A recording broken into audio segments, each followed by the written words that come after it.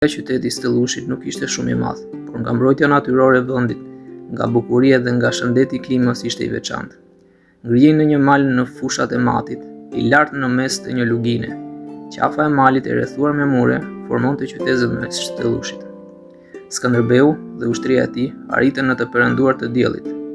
Në mëngjes Skënderbeu dërgoi të deleguar për të biseduar me komandantin turk, por nuk mori një përgjigje të prerë, sepse ndërmjet turqve u shfaqen mendime të kundërta dhe situata arriti pothuajse në përplasje midis dy palëve për shkak të qëndresës së komandantit, i cili nuk ishte në një mendje me të tjerët për dorëzim dhe e nxiste turmën për betejë.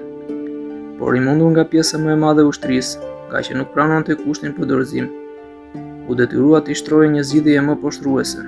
Ushtarët e lidhën bashkë me disa të tjerë që mendonin si ai dhe e dorëzuan te Skënderbeu, të cilit i dorëzuan edhe qytetin, pasi pranuan kushtet. Pjesa më e madhe e tyre, nga frika e sultanit, nuk deshën që të kthehen dhe qëndruan me ushtrinë e Skënderbeut.